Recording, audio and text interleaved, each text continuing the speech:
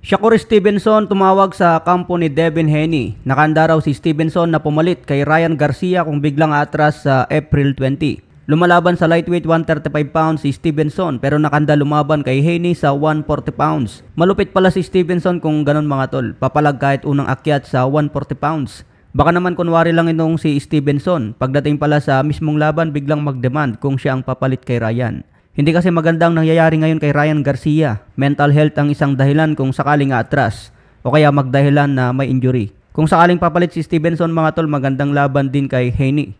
Pero maraming fans ang nagsasabi baka daw walang suntukan na magaganap kung ito ang magharap. Baka ang mangyari takbuhan na may konting suntukan. Parehas maingat ang dalawa sa laban kaya paramihan na lang ng puntos hanggang sukdo lang 12 rounds. May kartada si Stevenson na 21 wins, 10 KOs, walang talo. 3 division champion at kasalukuyang WBC lightweight champion. Si Haney naman 32 wins, 15 KOs, walang talo. Former undisputed champion at kasalukuyang WBC junior welterweight champion. Sa iba pang balita, legendary promoter na si Bob Arum gusto niya paakyatin si Emmanuel Navarrete sa lightweight para makuha ang 4 na dibisyon.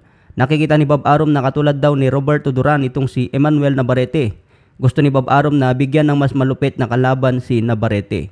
Pwede niya ipalaban kay Tank Davis, Lomachenko, Shakur Stevenson. Malalaking laban ang pwedeng itapat kay Navarrete kung akyat ito sa 135 pounds.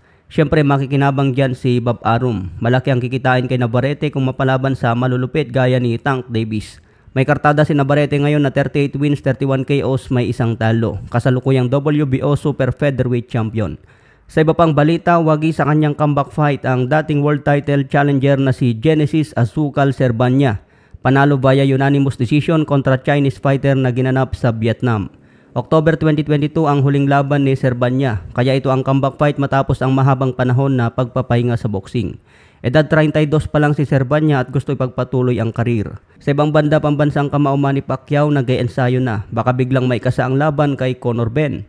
Malaking laban ang gusto ni Pacman at isang undefeated pa ang napili. Malakas at mabilis pa si Pacman mga tol kahit edad 45. Kaya kabang-abang ang laban kay Conor Benn. Sana may kasa ngayong taon. Okay mga tol, hanggang sa muli, maraming salamat po.